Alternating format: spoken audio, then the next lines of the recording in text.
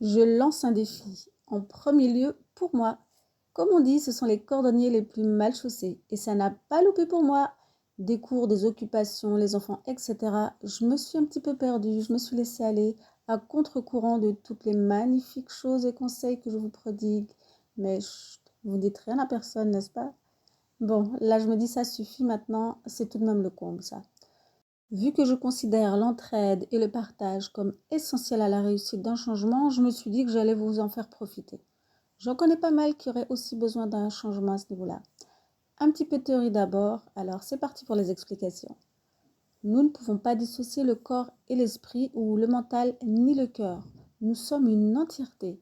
Sinon cela reviendrait à dire qu'une voiture peut être séparée de ses roues ou de son carburant. Ce n'est pas possible, complètement illogique. Mais qui mène la danse? Le cerveau, le cœur peut-être? Pourquoi pas le foie, vu qu'il trie tout de même toutes les toxines et il a du boulot. Il recycle le sang, il peut même se régénérer et bien d'autres choses encore. Et le système hormonal, on en parle? C'est lui le messager, le facteur chargé de transmettre tous les messages à chaque organe, glande, afin que chacun puisse effectuer son travail. Je pourrais continuer ainsi pendant des heures.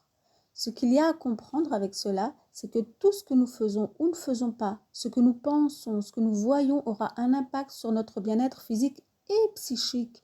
Donc que vous ayez une douleur, une tension, un problème de peau ou un mal-être, sensation d'étouffement, de dépression, d'épuisement, tout provient d'un déséquilibre quelque part. Ce n'est pas pour vous faire peur ou vous culpabiliser que je vous explique tout cela. Bien au contraire. Ce qui est génial, c'est que si on réussit à tout désorganiser et se sentir mal, on peut donc aussi faire le contraire. En redonnant à son corps, son mental, ce qu'il a besoin, avec plus ou moins de temps, on pourra aller mieux. C'est merveilleux, non? Par quoi commencer par contre? On entend tout et son contraire. Il y a des choses à absolument arrêter de faire, de manger, de penser et de s'imposer même. Mais aujourd'hui, je vais vous parler d'une chose assez facile à mettre en place et qui peut, malgré ce que l'on pourrait bien croire, vous permettre d'avancer, de résoudre des petits tracas petit à petit. Je vous cite là quelques bienfaits que cela pourrait vous apporter en introduisant cette habitude dans votre quotidien. Vous allez peut-être vous retrouver dans certaines de ces problématiques d'ailleurs.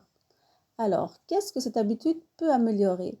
Votre système cardiaque et donc la circulation sanguine, la tension artérielle, la perte ou le maintien de votre poids, amélioration de la digestion, de la glycémie, de la posture, stimulation du système immunitaire, amélioration de la qualité du sommeil, du dynamisme, diminution du cortisol, amélioration aussi de la santé mentale en réduisant le stress, l'anxiété et la dépression. Et il y en a bien d'autres encore.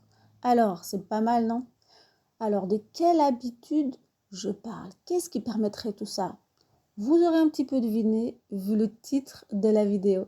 Je parle bel et bien de la marche. Notre vision est périphérique, c'est-à-dire que nous voyons sur les côtés. Lorsque nous avançons, nos yeux effectuent des mouvements latéraux.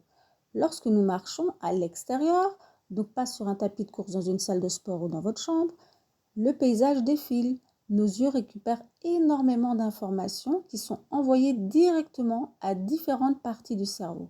Par exemple, quels ressentis me parviennent? Y a-t-il un danger tout près ou plus loin? Où je me situe par rapport à mon environnement actuel? Où vais-je? Où ne puis-je pas aller? Y a-t-il un endroit pour s'échapper au cas où? Lorsque nous sommes en mouvement, notre cerveau est donc capable d'analyser tout cela et c'est de cette manière que le reste du corps, hormones, système nerveux, etc., fonctionne correctement. À l'arrêt, par contre, notre cerveau identifie cela comme un moment paralysant, signifiant qu'il y a un danger, comme certains animaux qui ne bougent plus à l'approche d'un prédateur. Vous voyez? Faisons le lien maintenant avec une personne qui est stressée, en dépression, épuisée, ce qui signifie qu'elle n'arrive pas à avancer dans sa vie, à aller de l'avant, peu importe la cause ici. Le fait de commencer à marcher un petit peu chaque jour à l'extérieur permettra au cerveau d'enregistrer de nouvelles informations. C'est en bougeant qu'on trouve donc petit à petit la motivation. Et si vous vous dites que ce n'est pas possible pour vous, que vous n'êtes pas motivé, vous ne le sentez pas, c'est justement le contraire.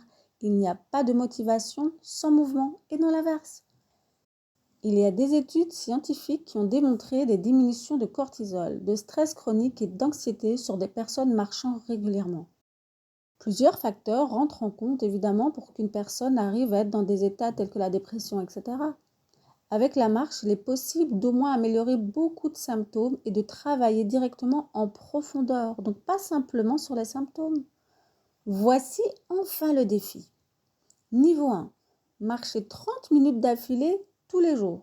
Le top serait dans la nature, car cet environnement apporte beaucoup plus de positifs, mais pas d'excuse. Si dans la nature tous les jours ce n'est pas possible, essayez au moins une fois par semaine dans la nature. Si c'est trop compliqué pour vous, on choisit un autre niveau. Le tout est de se tenir au défi, donc pas la peine de choisir quelque chose qui est insurmontable, de faire des trop gros efforts et de ne pas tenir sur le long terme pour X ou Y raison. Donc, il faut choisir un défi à la hauteur de vos capacités, avec un petit effort malgré tout. Niveau 2, donc, marchez 20 minutes tous les jours, dont une fois par semaine dans la nature. Le niveau 3, marchez 10 minutes tous les jours, dont une fois par semaine dans la nature. Attention, ce niveau est réservé aux femmes ayant une douleur particulière ou un souci les empêchant réellement de marcher plus. Ou si vous n'êtes vraiment pas motivé du tout, vous pouvez commencer par 10 minutes, mais vous notez dans votre agenda une date maximum à laquelle vous allez commencer les 20 minutes ou les 30 minutes. Il n'y a que 2 règles à ce défi. La première, laissez votre esprit faire une pause et regardez devant, autour de vous. Écoutez les sons qui vous entourent, même si c'est le bruit des voitures. Donc, tout écran, écouteurs, musique, etc. sont interdits. Deuxième règle, profitez du moment. Amusez-vous, respirez, détendez-vous. Au début, cela peut sembler étrange si vous n'avez pas l'habitude de marcher, mais vous allez vous y faire. Se balader à plusieurs peut être aussi très sympa. Dernier petit conseil, vous ne voyez pas comment intégrer cela dans votre quotidien. Vous pouvez, par exemple, aller vous garer plus loin que d'habitude, descendre plus tôt du tram ou du métro, sortir après votre repas dans le but de réaliser votre défi. Le but est que cela devienne petit à petit une habitude. Découragé par le temps, mettez de bons vêtements, un imperméable, des gants, des bonnes chaussures et hop, c'est parti. Ne laissez aucune excuse vous bloquer. Je vous demande une seule chose, partagez ce défi afin que cela puisse profiter au plus de femmes possible. Partagez à votre maman, tante, sœur, votre fille, professeur, voisine, etc. Ne vous dites pas que c'est débile et que ça ne changera rien. Chaque pas compte. La décision d'avancer est déjà le premier pas. Le fait d'en parler aussi ouvertement vous forcera peut-être à tenir votre engagement personnel si vous avez d'habitude difficile à cela. Ne vous dites pas que c'est débile et que cela ne changera rien. Chaque pas compte.